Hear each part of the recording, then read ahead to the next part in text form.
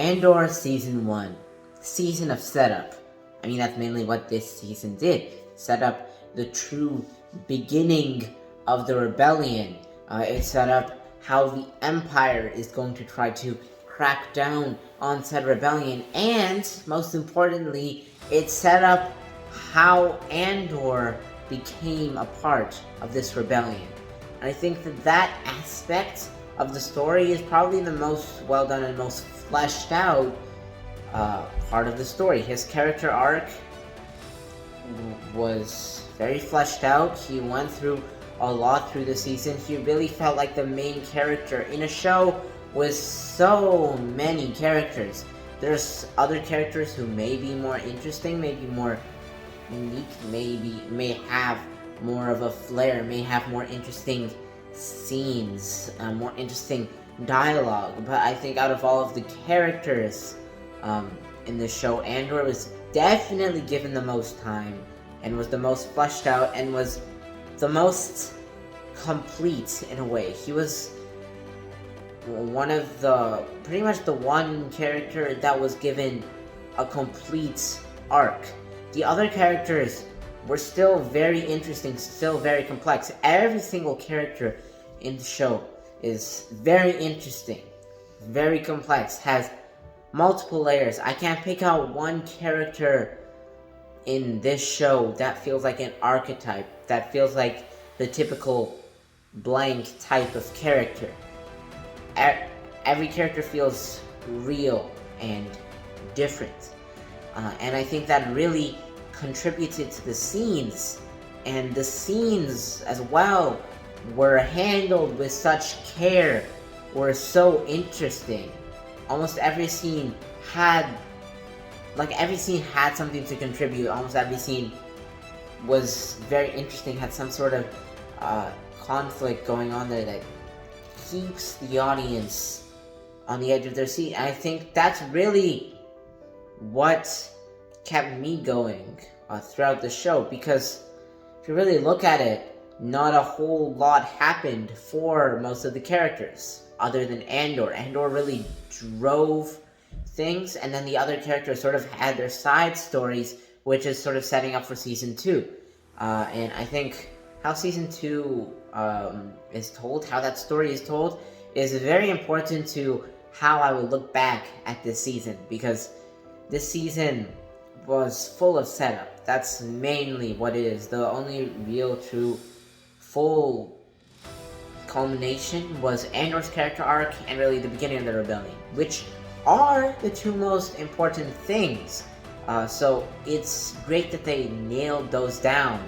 But the other characters didn't really have a full character arc, and I think they may be saving that for Season 2 to develop them more, and for them to change more as people. Another thing that this show did well, along with Andor's character arc, as I just said, is building the rebellion. That theme was intertwined throughout the whole show, and it was intertwined with Andor's character arc, with him learning and seeing what the real point of the rebellion is. Learning to be selfless rather than selfish. And that's a big theme throughout this whole show, with every character, with Mon Mothma, with Luthen, giving up their morality, which is an essential part of a person's being, and was probably an essential part of their being before they got into this rebellion. As Luthen said, he sacrificed everything. What do I sacrifice? Everything! And that's an integral part in the rebellion. Sacrifice, which hasn't really been shown in other parts of Star Wars, but was beautifully shown in this show, and was beautifully shown throughout the whole episodes, and all culminated in the last episode with the people, with that brilliant speech by Marva, and the people of Ferrix rising up against the Empire. These average, everyday people rising up and standing up for what they believe in. So that was just beautifully done. And yeah, it makes me excited for the next season, because now I feel like these characters, especially, or more like Andor has something to fight for and feels more like a heroic type person. I will say though, one small flaw that I had with it, and this was especially prevalent in the first 3 episodes. I thought this was very prevalent in the first 3 episodes, which I personally didn't enjoy. Later on, I did start enjoying the show more as things went on, but the show sometimes has an issue with slow pacing. An example of this is the first 3 episodes. Essentially, what those episodes did is Andor shot some security people, and he ran off with Luthen. That's what happened. And they took 3 episodes to tell that story. Now, I understand there has to be development for the plot and the characters mainly, but I don't think that should have taken 3 episodes. I think maybe that could have taken like 2 episodes. I think with 2 episodes, they have enough time to get the proper events in motion, and more importantly, for those first few episodes, develop these characters. Another example of this, I would say, is that second arc, with everything that happened on Aldhani.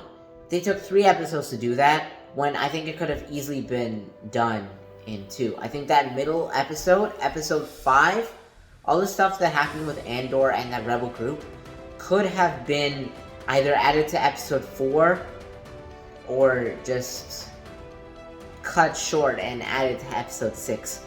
I don't think it was necessary to take 3 episodes to develop this.